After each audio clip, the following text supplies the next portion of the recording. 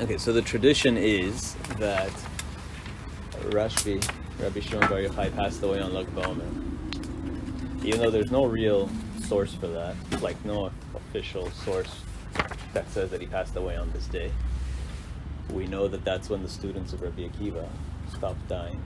And then he found, remember that, we talked about that last time, that he found 5 new students and they started teaching and so on. But we don't have a source that he actually passed away on this day, but that's the tradition that he passed away. And the idea of the fire comes from the text that describes how he passed away. It's a section of the Zohar. It's called the Idra Zuta, which means, and Idra is like a threshing, like a barn or a threshing area or granary or something like that. But it also means like an assembly, and Idra Zuta means the small assembly. There was an Idra Rabbah and an Idra Zuta. And so this describes how he passed away. It's basically his last discourse, Rabbi Shimon bar Yochai, before he passed away. And so we're going to see how that connects to the fire. And it's kind of a lengthy passage, and it's considered like the most deepest and most secretive, esoteric part of the Zohar. So we're not going to do the whole thing, but just the last little thing that he said. The last passage, his last words, which is actually an explanation of a verse in Tehillim. So it starts like this. So he says, it's written, Kativ, Ki bachar Hashem b'Tzion, Iva le'moshav lo. That we read this in our prayers in Tehillim, right? That God chose Tzion, and it says Iva le'moshav lo, that he desired it, as if he lusted for it to be his dwelling place. That Tzion is like God's dwelling place. So the imagery is very intimate, as if God lusts for this land, for Zion. Okay, and we know that Kabbalah in general, and the Zohar specifically, has a lot of intimate imagery. This metaphor between husband and wife is used throughout the Zohar to explain the world, to explain the cosmos. Right? And that's what Rashbi starts saying. He says, Kad itparasht matronita veitchabra bemalka anpin be'anpin. So the matronita is the name for the Shekhinah, like the divine presence in the lower world. And it's uniting with God, meaning 2 aspects of God are reuniting. So God is one, God is infinite, Ein Sof, but we know in creation, there's God above, there's like the infinite, all-powerful, unknowable God. And then when God created the universe, right, he filled the universe with his presence. So there's like this infinite beyond God beyond, which is considered more of the masculine God, and then there's the divine presence, the Shekhinah, in this universe, which has the feminine. It's always described as a feminine quality, right? As a queen, as a matronita, something like that. So it's always feminine. And the idea in Kabbalah always comes down to unify the male and female, so to speak, aspects of God. The infinite God and the God in this world, right? Like we say, like the kavanot always start l'shem yichud kudsha b'rechu shechinteh, to unify. Like before doing a mitzvah, there's a little kavanah that the purpose of this is really to unify God above and below, which really means to reunite heaven and earth. So we are in a very physical world where it's like an illusory world where we think there's all these different divisions and whatever, and the spiritual is not clear. We don't see all these spiritual realities. We don't see God. It's a world of klipot, of shells and masks and things like that. And we're trying to elevate, basically to see through the physical and to look into the spiritual and elevate it and reunite heaven and earth. And bring heaven down to earth as well and fill the world with godliness. So the metaphor is for like a man and a wife, a husband and wife coming together. That's the idea of reuniting as one. Like the Torah says that when God made Adam and Eve, that husband and wife have to come back together and be one. You remember the Gemara says in Masechet Sotah that God takes one soul, splits it in half, puts one in a male body, puts one in a female body, and says now you have to come back together and be one again. And that's kind of a metaphor for also in the big picture that God himself, so to speak, God is always singular and there's one God, but there's various manifestations of God in various aspects, and there's that total infinite unknowable Ein Sof, and then there's the godliness that's in this world, and we're trying to reunify those realms basically and bring heaven down to earth, create a perfectly spiritual, uplifted, elevated, holy world, united world where God is one. And that's also the secret of the verse in Zechariah that we say often, that in the end of days, afterwards, in that new world, Bayom Ha'u yeh Hashem echad u'shmo echad, that finally God will be one. What do you mean then God will be one? God is one now. On the simple meaning that the whole world will recognize one God, but on the Kabbalistic meaning that all the realms will finally be united, there will be one godly reality. And that's what Rashbi is talking about here. He's saying specifically on Shabbat, where these various aspects of God are unified as one. And he's saying in the big picture, this is talking about the ultimate Shabbat, le'alma date, in the world to come, where, that 7th millennium, the 7,000th of human history, the 7th millennium, where heaven and earth will reunite like a husband and wife. That's the metaphor. So that's how it begins. And then it says like this. So the matronita, so the Shechina, kadit chabarti malka, when she unites with, the king, with God, all the worlds, kol almin mitbachan, are blessed, okay? And they're all happy and they're blessed, and so on. And I'm going to skip a little bit. And umatronita lo mitbacha ela bichlala ditlata ilain. So, and the matronita is not blessed or doesn't get that blessing except through the three aspects of the inu, netzach, hod, and yisod. Yes, remember there's 10 sfirot, right? And the three at the bottom, you have the mochin, the top three are the mental faculties, keter, chokhmah, bina, and then you have chesed, gvura, tiferet, and then you have netzach, hod, yisod, and malchut, 10 sfirot. And at the bottom you have netzach, hod, and yisod. So there's some connection, and the Shekhinah is associated always with malchut, with the bottom, the last one, the 10th of the sfirot. And so there's this connection somehow between, which we have to explain, between these three sfirot of netzach, hod, and yisod. What does that have to do with anything, with all of this? And if you remember, in terms of like the divine anatomy, the sfirot correspond to various body parts. So keter, chokhmah, and bina correspond to the brain, left and right brain, and the skull and the head. And then chesed and gvura are like the right and left hands. And tiferet is gufa, is the body, the trunk, the central body. And then yisod is the person's reproductive organ, and netzach and hod are always described as either the kidneys or also the testes or the ovaries. Yeah, so usually testes and ovaries, part of that reproductive. So netzach, hod, and yisod are like the reproductive organs, the reproductive system. Okay, so it's the Shekhinah, it says mitbasma mitbacha ba'atar deikrai kodesh kodeshim. Where does the Shekhinah get kind of sweetened and gets the blessing and everything? In the place of Kodesh Kodeshim, in the temple, in Jerusalem, in Zion, in that holiest spot where heaven and earth meet. That's where, so to speak, the Shekhinah receives all the blessing, and then from there it goes to the whole world, to the rest of the world. And that's actually the secret of the verse in Tehillim, Tichtiv, and this is the last verse that Rashbi will recite and explain. The verse is Kisham tziva Hashem et habracha. Okay, so over there, the whole pasuk is there in Zion. God commands, God sends the bracha to the whole world. The verse is actually in Tehillim 133, verse 3. Okay, so that's not a coincidence that Lag Ba'omer, Lag is 33, and his last discourse is on this verse, Psalm 133, verse 3. Okay, so it's all coming together. And the whole verse goes, Ketal Hermon sheyored al hararei Zion. Okay, like the dew from Hermon that flows through the mountains of Zion. Kisham tziva Hashem et habracha chaim ad ha'olam. That's the whole pasuk. So as if there's a dew that's flowing over the mountains of Zion, and from that dew comes blessing and life. So again, it's a very intimate imagery. You can imagine what it's talking about.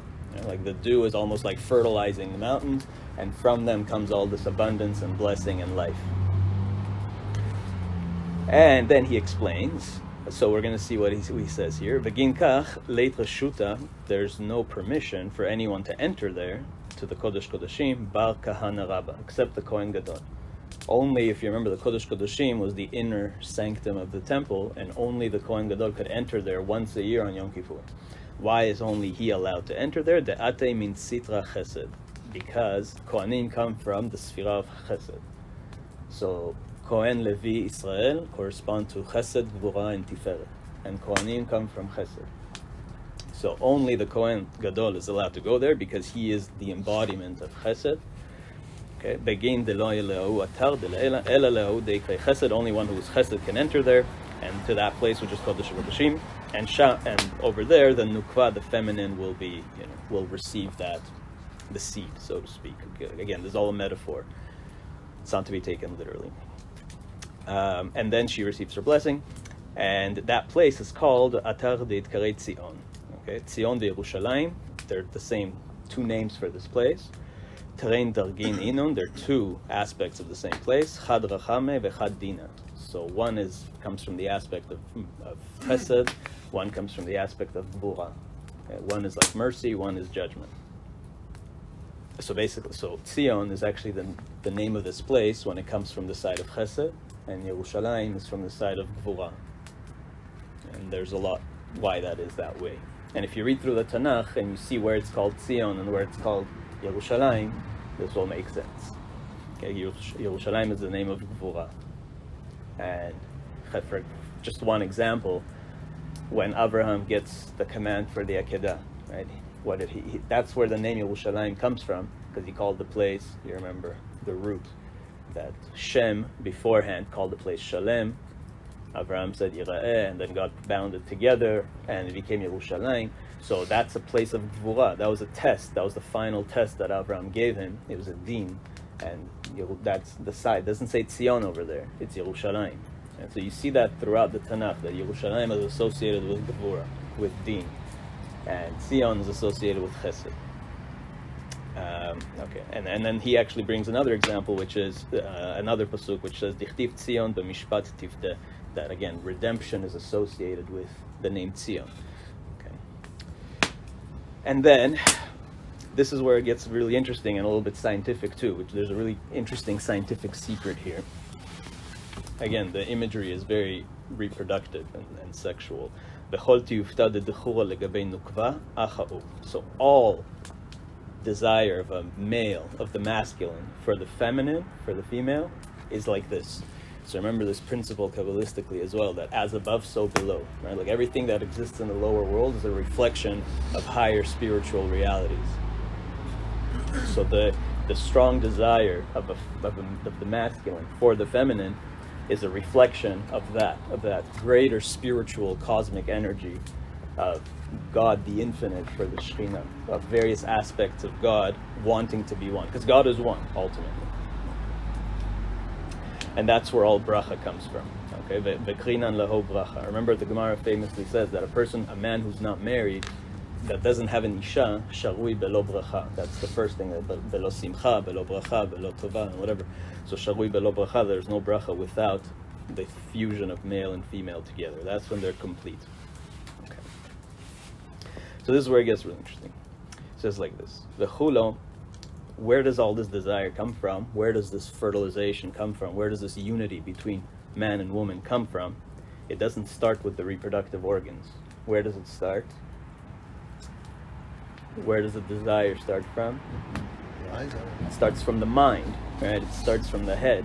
And the seed as well originates in the mind. How so? He says, V'chulo, they all come, mireisha ila de gulgolta de dechura. It all starts from the head, from the skull, within the brain of the masculine.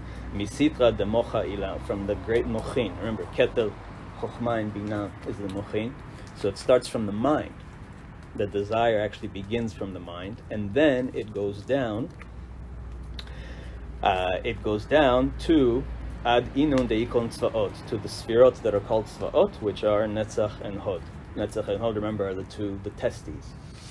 So it begins in the head, and then it goes down to the testes, and then finally it comes out of Yisod Kadisha, which is associated with the actual member, with the actual reproductive organ. And today we know that's totally perfectly true scientifically, because how do you generate the seed? It starts from the hypothalamus in your brain, from the pituitary and the hypothalamus.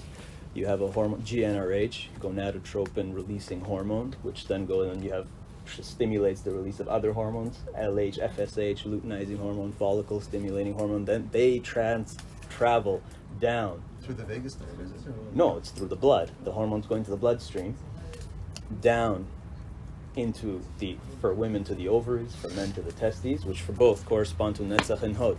In females, Netzach and Hod is the ovaries. In men, Netzach and Hod is the testes.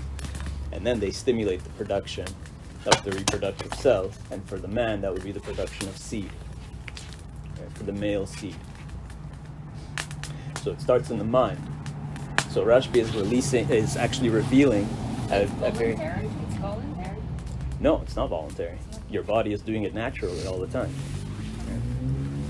But the desire also, again, it begins in the mind, right? Right. Desires, again, all these hormones and neurotransmitters, it starts from the mind, and that can further stimulate more release of hormones and so on.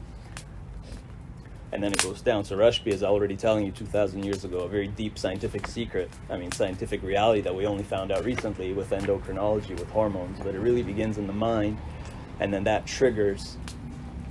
You can see how the physical reality reflects higher spiritual worlds of the Sfirot. And then he finishes with this. So it comes out of Yisod Kadisha, and Kula Chivara, it's all white. The male seed is white. Why is it white?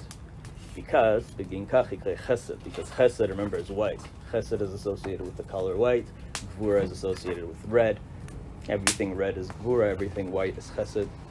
And so it's called Chesed. And remember, Chesed is like the Kohen Gadol is considered Chesed as the epitome of Chesed. And he is going into the Kodesh Kodeshim and bringing as if that seed, and then causing a unification between the male and female aspects, and then that brings life, as it says, bracha and chaim ad olam, for the whole world. And that's why he says the Kohen Gadol had to wear all white on Yom Kippur, not his usual colorful garments, but pure white when he goes into the Kodesh Kodeshim. And so that's really the meaning of this verse, 133:3, Ki sham tziva Hashem et bracha chaim ad olam.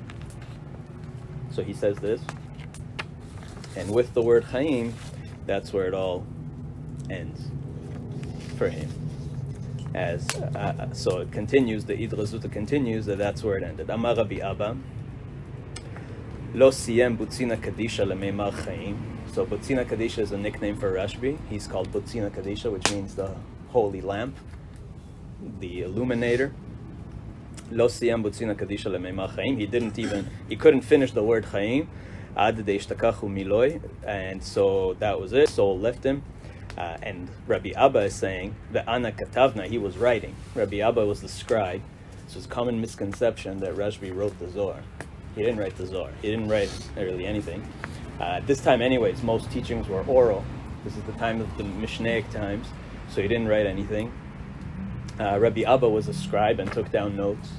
And then later those notes and manuscripts were being collected and passed down for generations, and finally they were all collected together and published in the 13th century. And so he's saying that he was writing very quickly, and then he didn't hear anything anymore, velo shemana, and he wouldn't raise his head, velo zakif naresha, because the nehora vasagi, because his light was so strong. So he couldn't look at him because his light was too bright. The light that was coming out of Rashbi was too bright. Velo ava yechilan leistakle, he couldn't look at him. Adachi is dazana. Then he shook, Rabbi Abba shook, and he heard a voice, Shamana kola dikare, and a heavenly voice recited a verse about his long life. And then this is where the whole connection to fire comes, because it says kol ha'u yoma, that whole day, lo afsik esha min beita, that the fire from that where they were sitting in this little barn or threshing granary, whatever it was, that the fire didn't subside all day from that place. So that idea of the fire, that's where it comes from. And Batar de Azilesha, when the fire finally subsided, Chamina lebutzina kadisha, that he saw, Rabbi Abba saw him, he was like the Kodesh Kodeshim, he was so holy, and the istalak min alma, and he finally elevated to the next world, and he was ita'ataf, like he was left with wrapped up in a talit, and shachib al yamina, and lying on his right side, ve'anpui chayichin, and he had a smile on his face. So that's how he died. He gave his last discourse. This revealed the secret, and the whole house as if was ignited in flames, and when the flames subsided, nobody could approach the flames, and finally when all the flames subsided, he was lying on his side, wrapped up in a talit with a smile on his face.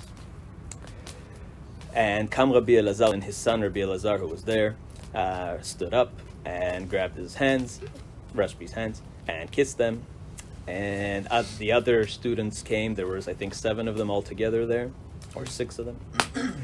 And they all cried, and so on. So it explains what they did. And Kam Rabbi Chia al Raglo, he stood up on his legs and said, Ad hashta botzina kadisha mistakel alan. Until now, he was watching over us. Rashbi was watching over us. Now, hashta, like we're going to have to give him his last honors. And Kam Rabbi Elazar ve Rabbi Abba, and they took him and they put him on a nice bed, and they started to carry him to where they were going to bury him in Meron. And then what happened was, so they're carrying him now on this bed, and the people, this place was between 2 towns, between Meron and Tzipori, Sepphoris. And so the people came from Kfar Tzipori, and they started trying to take the body, because they wanted to have him buried there. Right? Everybody wants this holy man buried in their town, and the people of Meron said, no, he needs to be buried here. So they kind of started fighting over it.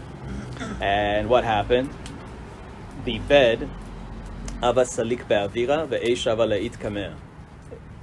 bed of Rashbi rose up into the air and also was again blazing with fire, and that settled everybody down.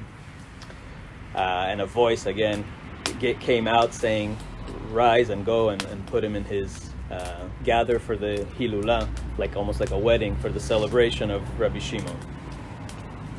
And so then they took him to Me'arata, to the cave where he was buried, and they heard a voice, again a heavenly voice announced, Zeh ha'ish mar'ish ha'aretz margiz mamlachot, that this was the person who shook the whole world and who stood up to all kinds of kingdoms, like he did against the Roman Empire and so on. And so many different kama patrin berkia mishtakachin beyoma din beginach, that so many heavenly prosecutors are quieted now through his death. And this was Rashbi, of whom demar mishtabach be'ev kol yoma, that his creator, is praised and praises him every day, or is glorified through him every day. And then it just finishes with these last words, that kama gnizin elain, that there's so many things, so many rewards hidden for him in the afterlife. And basically, that he will rise. To him is written, Lecha leketz v'tanuach v'tamod. It's quoting this verse, Legoralecha leketz hayamin, that he'll be back, he'll be resurrected at the end of days to his portion. And that's where the Idra Zuta, this passage, ends. So the whole idea with the fire, the connection with the bonfire, is to commemorate how in his last discourse, Rashbi, it was such a holy thing that the whole place erupted in flames, the whole house was burning, and nobody could approach it. And then his actual funeral bed itself was caught fire, flew up into the air miraculously and caught fire. And so those were his last days. So that's how the story ends with Rashbi. And that's why there's a custom to have a bonfire on that bone. And on a fire, just something to add, the fire basically has 3 colors. If you ever look at a flame, it's hard to see it like that in a bonfire. But you have the blue, which is very close to the fuel source. You have blue, and then above you have the yellow. And then if you look really closely, you see it better on a wick, but under the blue is black. There's a black part, and there's a blue part, and then there's a yellow part. So there's 3 aspects. And the Zohar says that, again, those 3 aspects, the white or yellow, we see it really as yellow, but it's white, blue, and black, correspond to, again, the 3 levels, 3 types of how the Jewish people, of Kohen, Levi, and Israel, and to the 3 parts to the Tanakh, to Torah, Nevi'im, and Ketuvim. And the blue is the aspect of God, that's the bluest chelet, which is the aspect of God, that's the Shekhinah. And each one has its thing, and the white is the angels, and each one has its meaning. There's a very old Kabbalistic source, we were talking about this earlier, that says that God created basically 3 mystical primordial elements: fire, water, and light. these three things are basically inexplicable. And today, we still cannot explain them scientifically. What is fire? What is water? What is light? We can't explain them. Do you know what, like, think about it. Each of these things are very deeply mysterious. And science, as much as we know, cannot explain how fire really works. What is fire? Can you grab it? Is it matter? It's not really matter. It's some kind of energy, something that comes out of combustion. Very mysterious thing that we still can't explain. It strives upward, while everything else, physical material, strives downward. Yeah, it's a very strange thing. Water as well. Water has very strange properties. It expands when frozen. It shouldn't, based on its properties, based on the laws of nature, it should be a gas, and it should be really stinky and poisonous.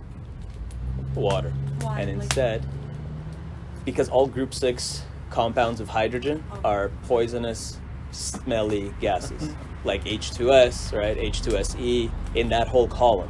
You remember how the periodic table is arranged by groups, and all the groups have the same properties, right?